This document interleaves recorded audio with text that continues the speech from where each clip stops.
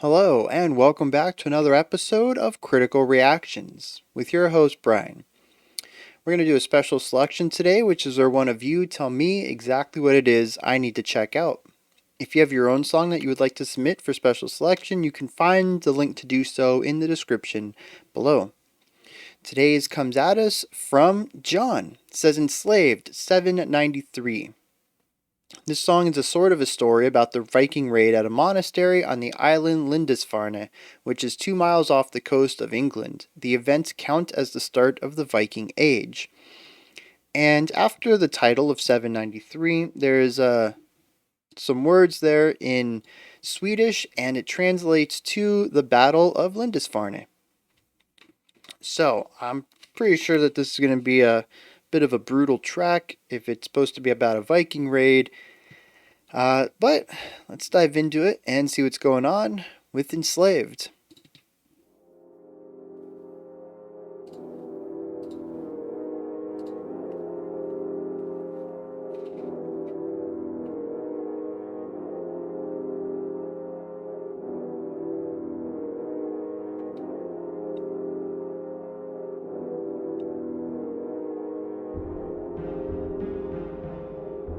Oh, interesting.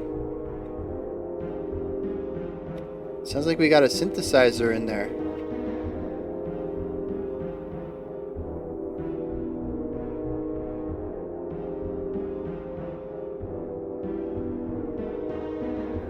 Very ominous and foreboding.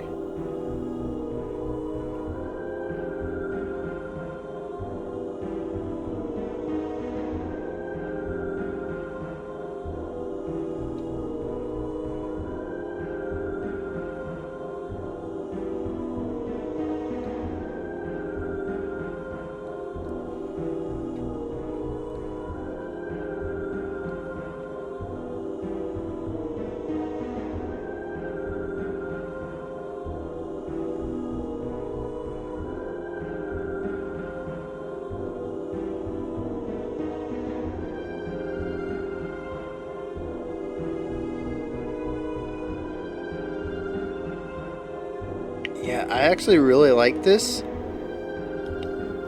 There's this creeping element, this rising intensity, which reminds me of what I know about the Viking boats, and how some of the first English settlements saw them coming up out of the fog of the water, or just out in the horizon, and them looking, the longboats looking like they got dragons at the front of them, and the huge sails. And like I can feel this intensity rising as these boats are approaching the shore.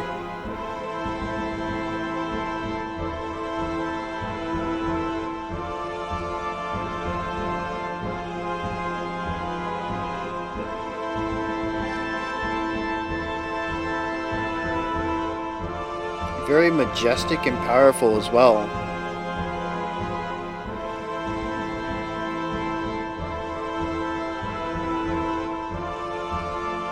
While still having that boom, boom, boom, boom, boom, that creeping element underneath everything.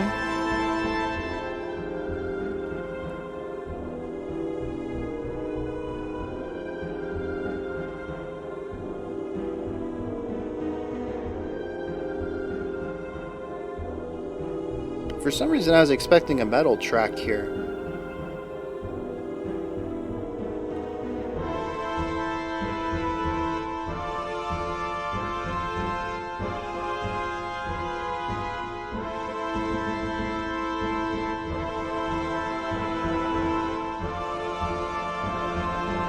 And the brass is really showcasing a lot of power, with them really going with just octaves. A lot of octave work there. Really presenting this force through the brass.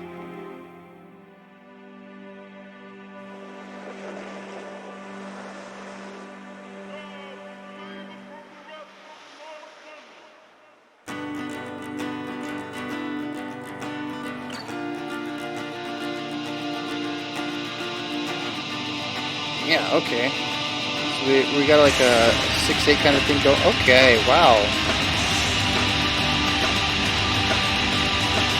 very compressed, very lo-fi.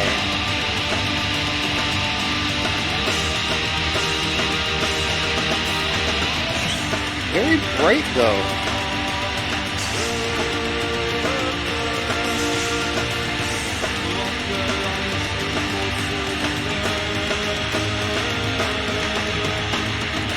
Okay, check this out. 1, 2, 3, 1, 2, 3, 1, 2, 3, 1, 2, 3, 1, 2, 3, 4, 1, 2, 3, 4.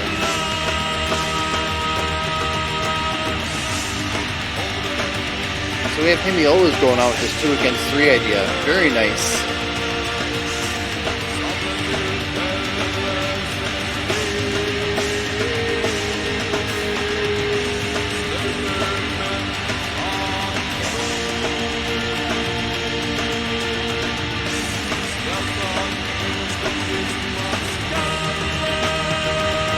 Very interesting production. I don't know what to make of it yet.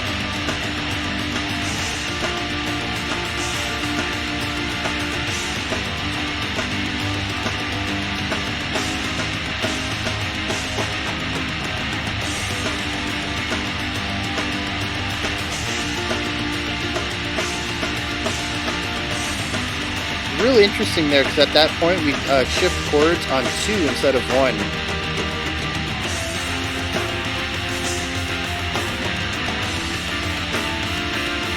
Okay. Ooh.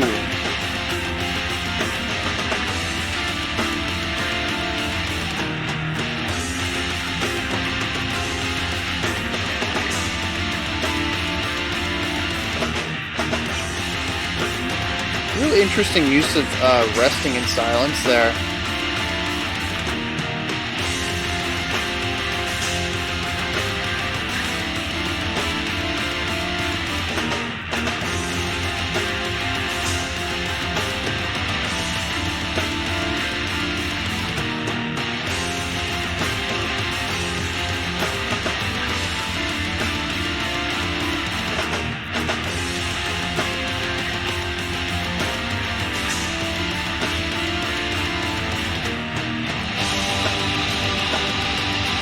Finally filling in some of that space. I thought a lot of this was rather empty. Happy to hear this little bit here.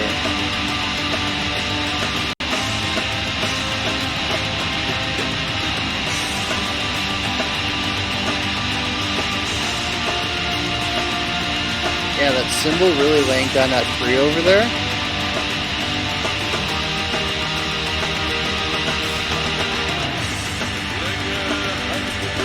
Yeah, so our cymbal is laying down the 3. Our snare is hitting on every 2 and 4 though, and our 4.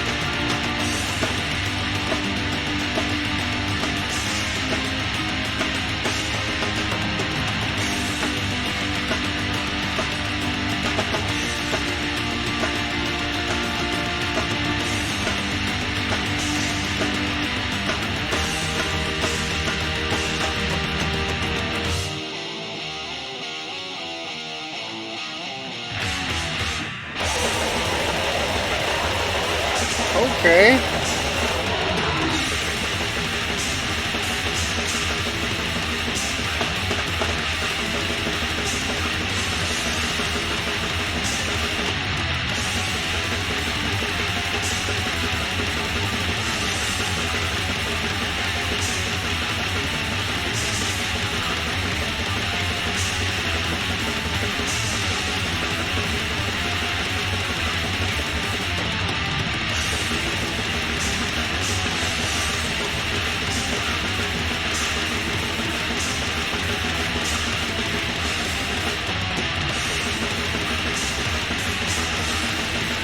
I do like all the different cymbal sounds though.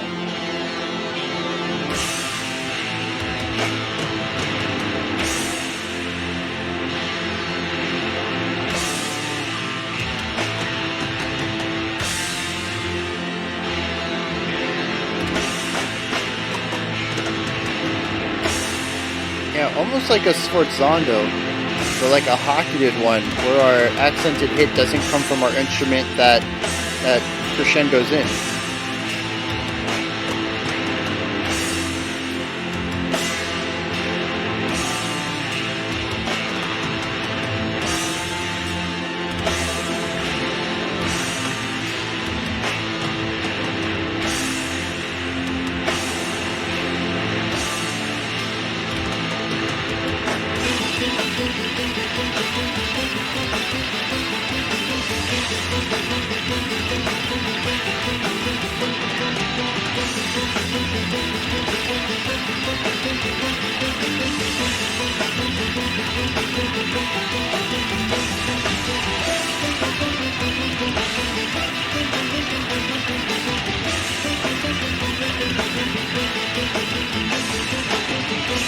It's almost strange in that there's a split where the left is very lower end focused and the right is higher end focused.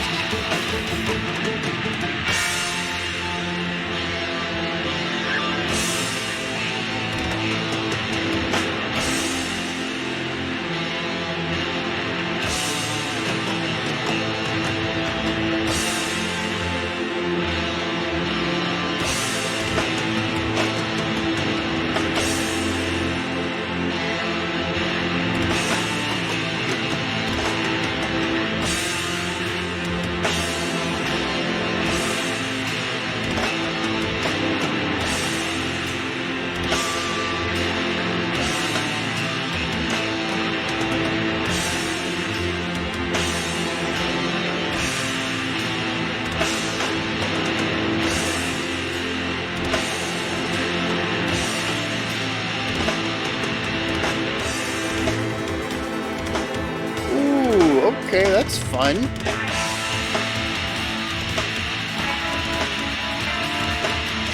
What's with the right guitar? This is so weird.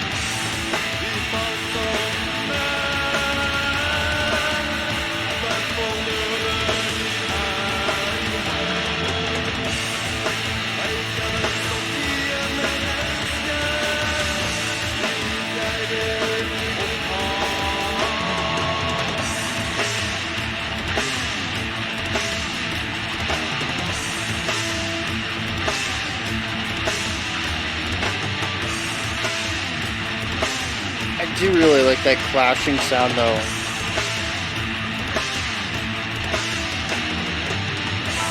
There's actually a few really neat ideas of vocal work across this track. I still don't understand what's up with these guitars though. It's a very strange sound for this style of music.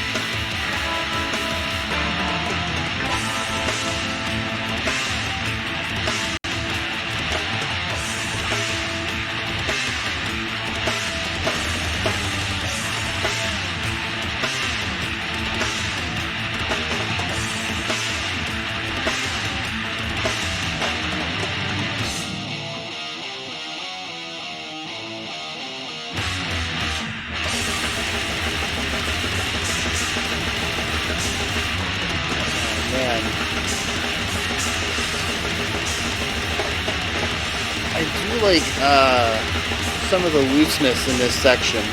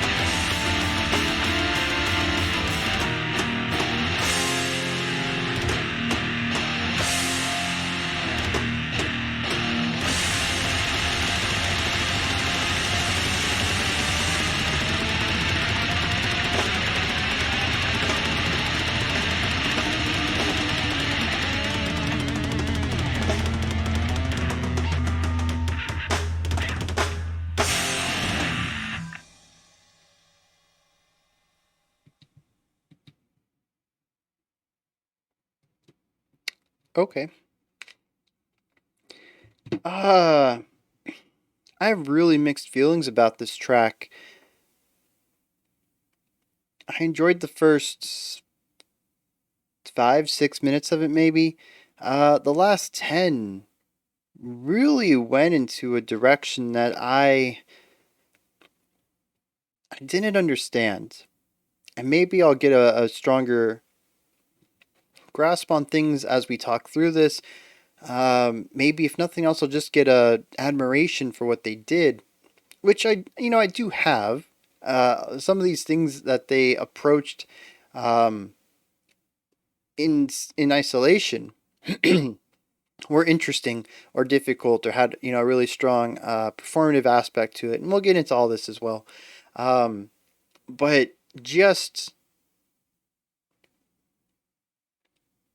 I do have an appreciation of what they did pull off, which is combining a bunch of desperate ideas and somehow form them into a track that feels relatively cohesive.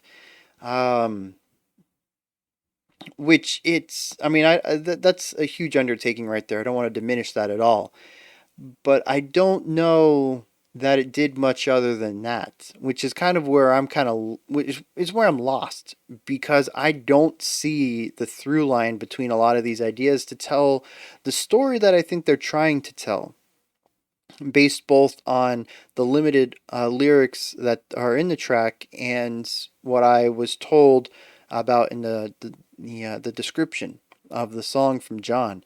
Um, the music doesn't do anything to bolster that story for me, right? Maybe it's something I missed. Maybe there's some aspects in here I don't quite grasp. Maybe there's musical connections to things that I'm not aware of that really tie everything together. But my first reaction here, first time listening to it, I'm a bit lost on some of this. So I do want to start with like the first 6 minutes, which I think were really well done. The intro is phenomenal. I don't know that I would have gotten all this imagery had I not known what this story was about, but knowing the premise of the track and the title of it immediately put me in the right mindset. It was a really great intro to the song, and it was lengthy too.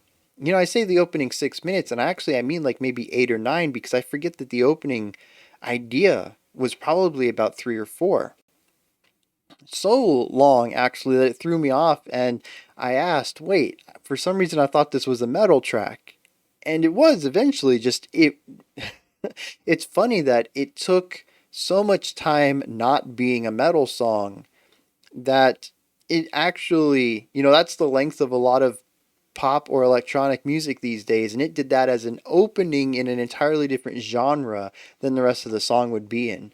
um, it's just Well, it's one of the things I love about metal is that they'll spend the same amount of time as most groups will put towards a full song to put towards an aspect of the track that is so far disconnected from the rest of it, and just release it like that. Just have the guts to say, you know what, that is our art. That is what we're gonna do here.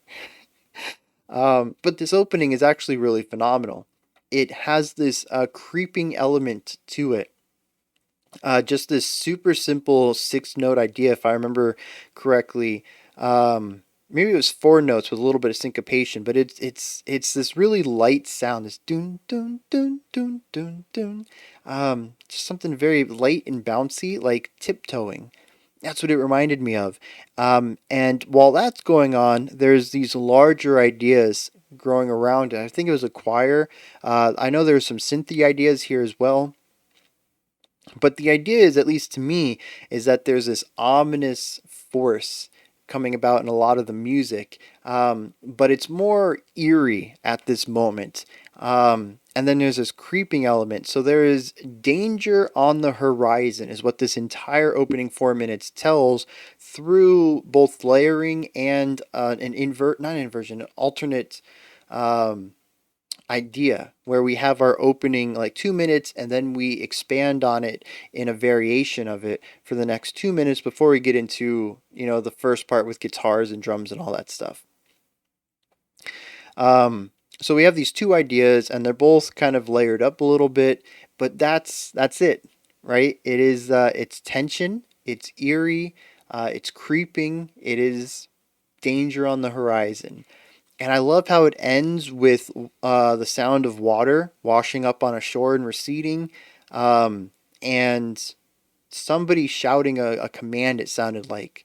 Um, and to me, that is, like I had mentioned, from my understanding, my education of the Vikings is that they had these longboats. It was one of the establishing elements of their culture. Um, and the fronts of them kind of came up and over, and they had like carved dragon heads into the fronts of these boats and stuff, and it was terrifying for a lot of these English people. And they would see them coming out of the fog or coming in off the horizon, and they had these huge sails, if I remember correctly. I'm not going to stand up here and say I'm some sort of scholar, so I might be off on some of these descriptions or some of the details. But the idea was, though, is that these images were terrifying, especially the first time that some of the English settlements had seen these types of boats. And they looked like beasts coming in offshore, is how I remember them being described. And then the Vikings were just extremely fierce warriors once they landed. So, creeping element coming in slowly, right? Maybe they had sails. Maybe I don't remember now off the top of my head. Maybe they were completely rowed. I'm kind of thinking about that. I don't know. Anyways, I remember that they were confused for beasts, especially for first time. Before word got around of, these Northmen is what they were called. The Vikings, the men from the north, and they would just come in and sort of like creep in and land and just do these raids. Um, but yeah, like this entire opening to me is them just kind of creeping up on the shore, getting ready, preparing for this raid. Um, and the opening does such a phenomenal job of putting me in that mentality. Like I said, I don't know that that's where I would have been specifically if I didn't know what we were talking about, but there are all those elements there, the eeriness, the creepiness, the secrecy. Danger on the horizon is what that's talking about specifically, and when you apply it to the theme of a Viking raid, that is what I picture. It does such a good job of evoking that imagery once every piece is put together. And I absolutely love the intro. Next, we get into the first rock section, though, and this is where I was taken aback because it's blackened. Kind of. Maybe? I don't know. We have faster playing, we have faster guitar playing, we have faster drum playing, we have a very compressed sound sphere. It is lo-fi quality, and that everything's sort of just right here next to you, and there's not a lot of room for unique characteristic of timbre. It really does feel like a lot of um, the unique elements of the sound itself have all been shaved off to create this very unified sound here. But we don't have super gritty, distorted guitars. It's an electric guitar, but it's not overdriven. It's not super compressed itself. Like I said, the overall sound, the entire track as a whole is compressed, but the individual guitar tone is kind of not. It kind of like a gritty clean, maybe. It was really strange in that it felt like all of these instruments should be louder and more distorted than they were, and that I could hear a version of that which would have fit very cleanly into the idea of lo-fi black metal, but they just weren't. And then on top of that, we didn't get the harsh vocal. It came in with this very throaty singing from the back of the mouth. Oh, it's very big sound, very wide sound, very, at least to my ears, sermony, very preachy, very hymnic. I suppose is the word I'm going for there. Um, and this entire section kind of transforms for me, where I was kind of expecting more of a black metal vibe, and I kind of got it, but I didn't. And I don't really know what to make of it yet.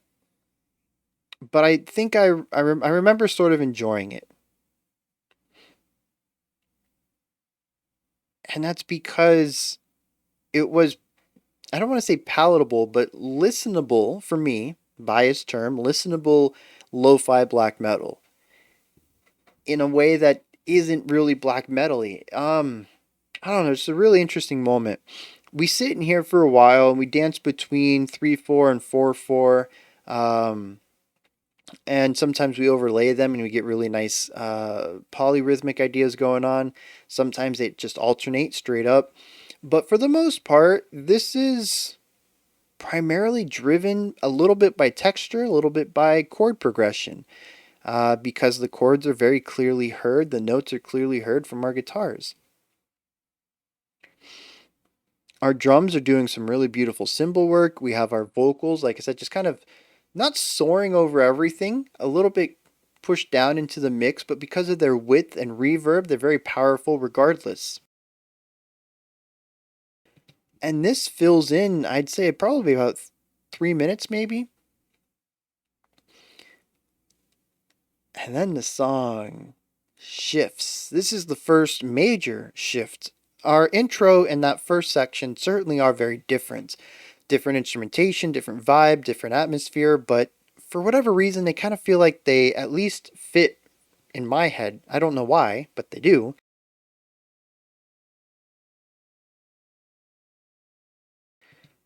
But we shift totally and we crank up everything. Our guitars get distorted, our drums are playing ridiculously fast, our vocals shift to really low growls, and we enter into very typical black metal. In fact, I might even push it a little past black. I don't know. Can black metal go this fast? Is that typical for black metal? The tempo was ridiculously fast, so much so that I don't think the people could catch up with it. And I'm going to touch on that right now. Why not? Let's get into it. This section comes up twice, and neither time do I think that everybody plays precisely and intricately enough to support the section the way that it would need to be done if it were a tech death section. And this is, when we talk about tech death bands, especially ones who play faster lines like this, I talk about how tight everybody is and how in sync everybody is to play all of these really quick notes with the exact same attack in the exact same release so that you get that really fine, clean precision from every instrument that really hones in and makes these hits have impact.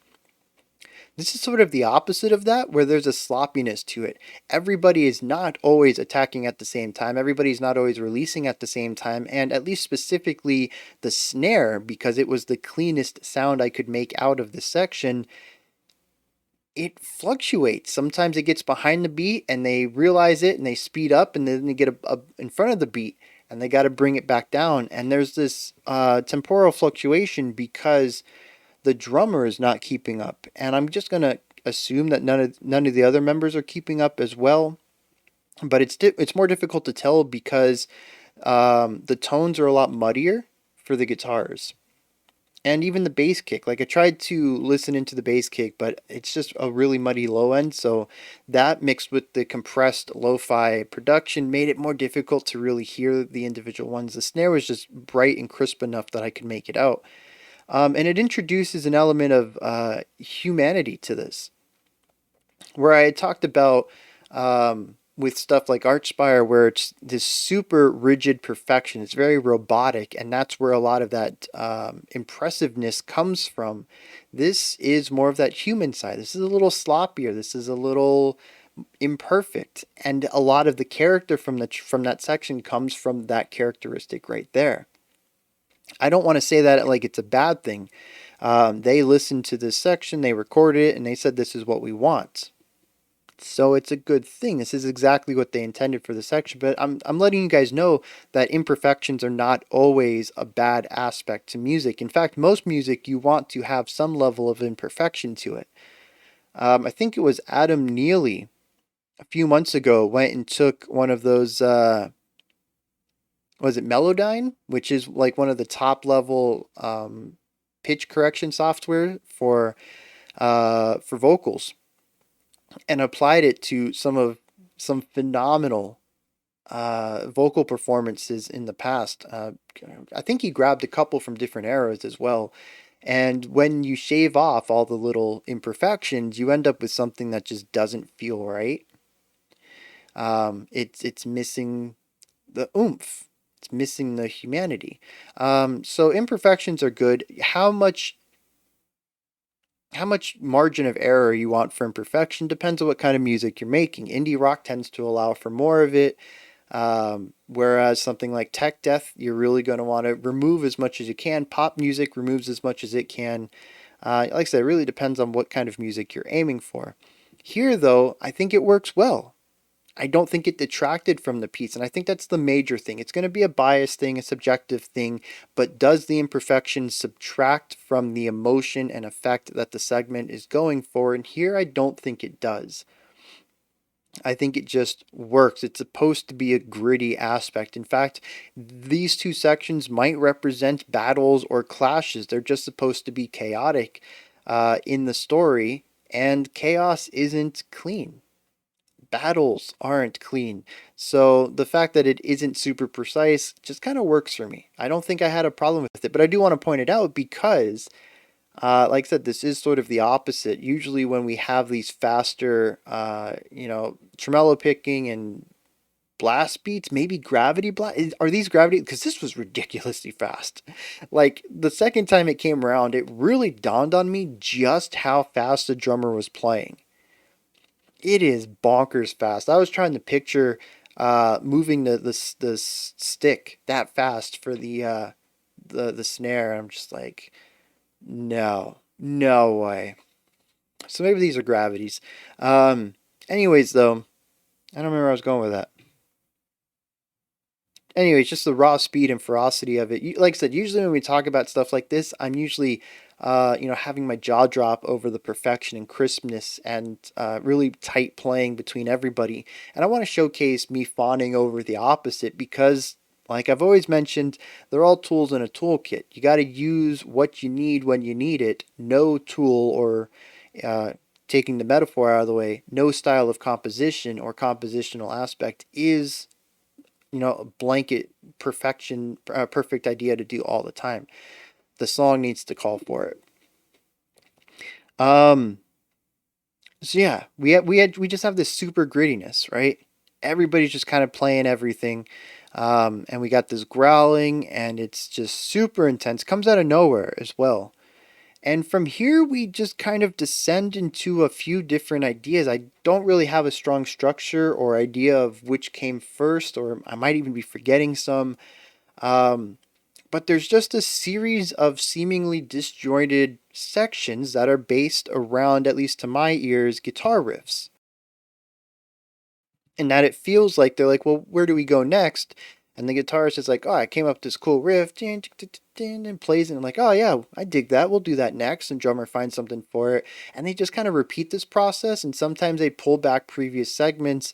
But I don't know. It just kind of feels like it meanders for a bit, doing things that don't push the story forward and oftentimes feeling disjointed. Like when that wavy flanger guitar came in, and the first thing I thought of, I was immediately transferred to a beach. Granted, it was a beach bathed in blood because we still had a distorted guitar over here, but the right side guitar, this wah wah wah wah wah wah wah wah wah wah wah wah wah wah wah wah wah, and it's just, man, especially with the way that they were bending the strings on it, it really felt to me like it was going for more of that vacationy chill vibe. Um, and we had just checked this out too with Masayoshi Takanaka and the track Otengo Suerte. And like this exact guitar tone was used there. and to great effect, because it was about leaving the mundanities of your life and going to live on an island and soaking in the sun. Like, it makes sense to be used there. I don't understand its purpose here. It felt so out of place, not just in the larger context of the track, but even within the context of the segment. The rest of the band was still kind of doing this folky black metal combination, and then this guy is off in Cancun. What? And that's kind of what I feel about a lot of this last, 5, 6 minutes of the track.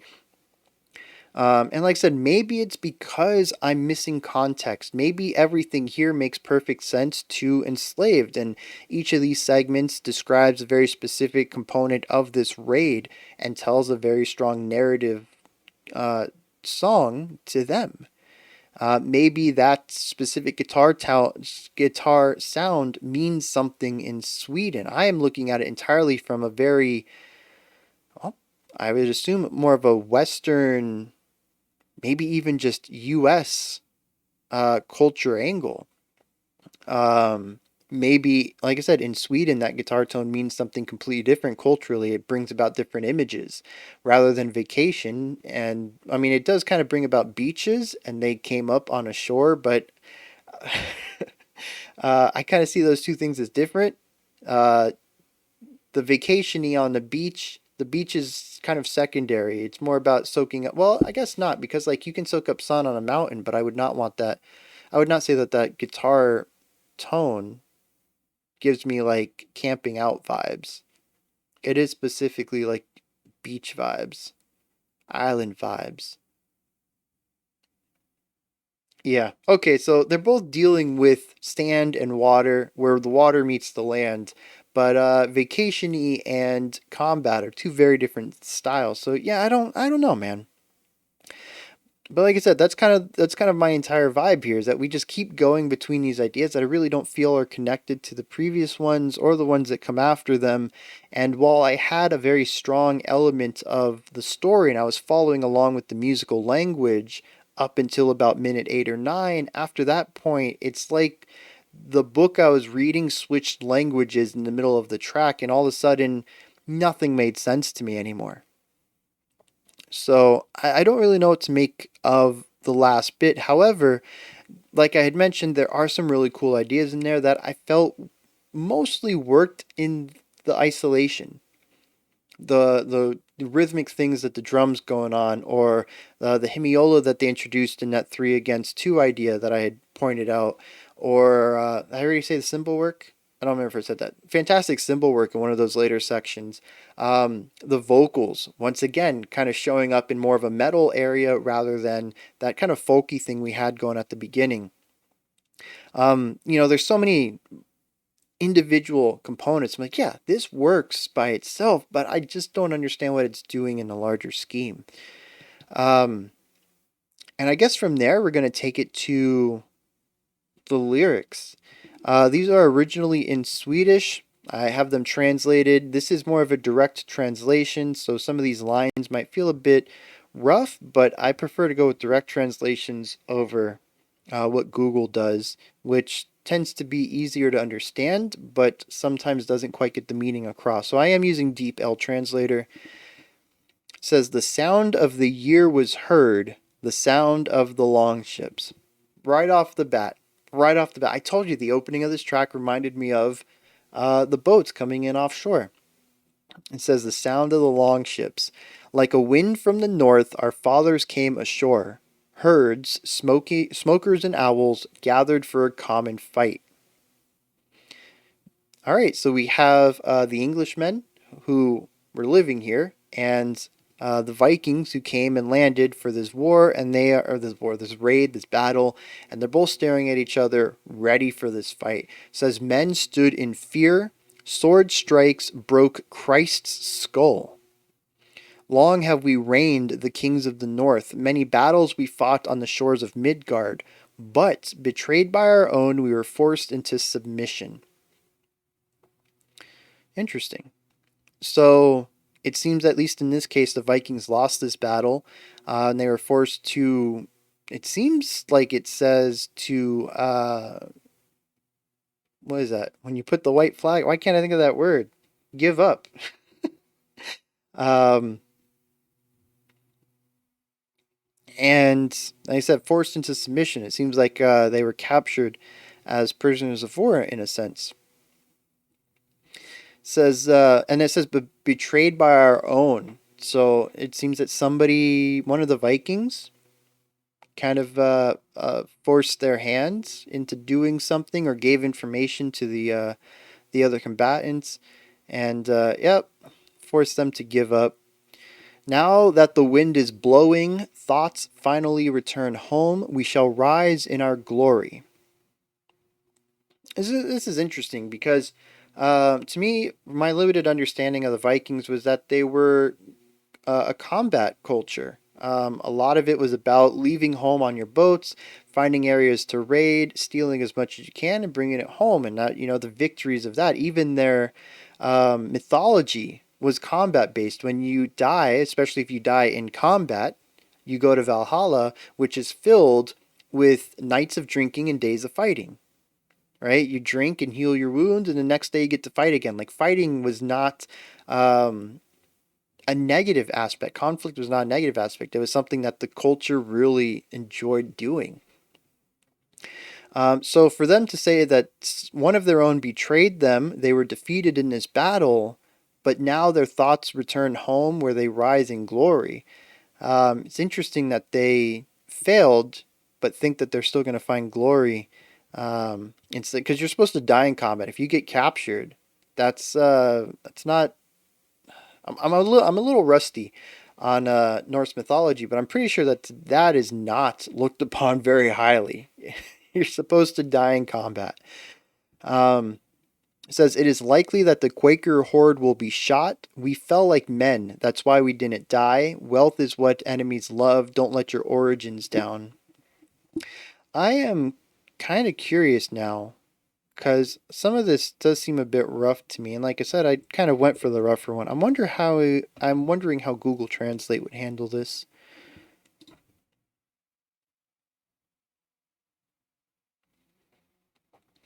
Oh yeah, see, this is a bit. Well, no, there's some weird things in here too.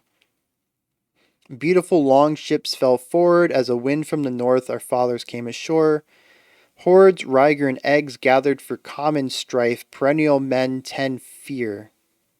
Swords crushed Christman's skull instead of Christ. For a long time we ruled the kings of the north. Many strokes we won at Midgar's beaches, but weakened by our own, we were forced net and knee. When the wind now hunts, the thoughts finally return home. We're going to get up in our splendor. Truly the white horde should be shaking. We fell like men, that's why we died one. Vike is the one that enemies love. Fraud your origin. The other one says, don't let your origins down. All right, so between the two of these, I'm kind of getting an idea that they got reinvigorated after being captured and defeated. Maybe not necessarily defeated, but maybe even just escaped back home. Says, but we fell like men, and that's why we didn't die.